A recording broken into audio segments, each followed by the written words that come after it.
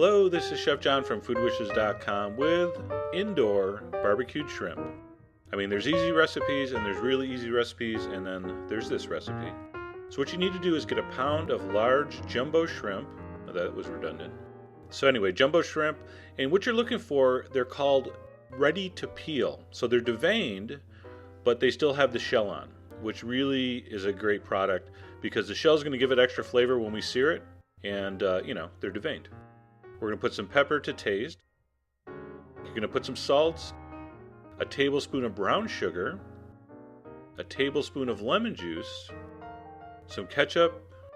All right, now some kind of chili powder. I like to use about a half a teaspoon of chipotle. It gives it a nice little smoky flavor. You can use regular chili powder if you want.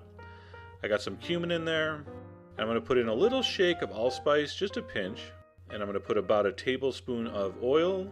And we're going to mix that up well. Now you want to make sure these shrimp are really well coated.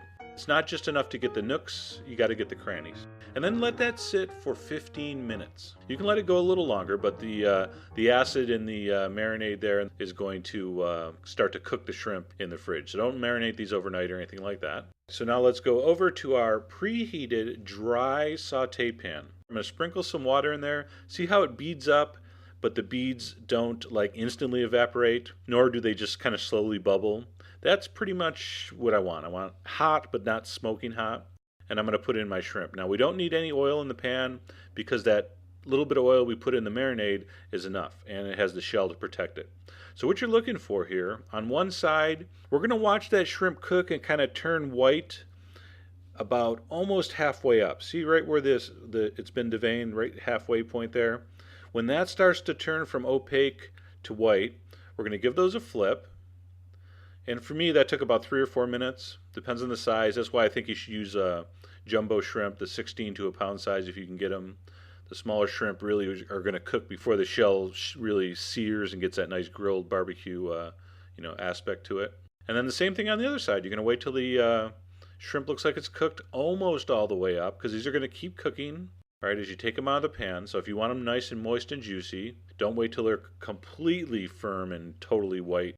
All right, so that brown sugar is really going to kind of sear on there. That's going to just give it kind of a smoky, sweet taste inside, but it's not going to give it an off flavor. So don't worry about these getting too brown. You want them to look kind of charcoal grilled, like on a regular barbecue. And there we go, a little bit of coleslaw. I'm going to pull it out of a shell with my cute little cocktail fork.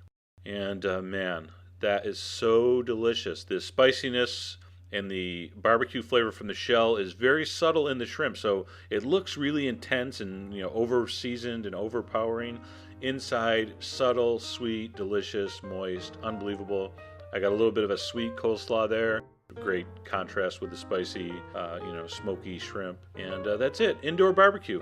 You don't have to light that giant fire with the 3 pounds of briquettes. You're only going to use the thing for 5 minutes. So this is a nice little way to sear these indoors.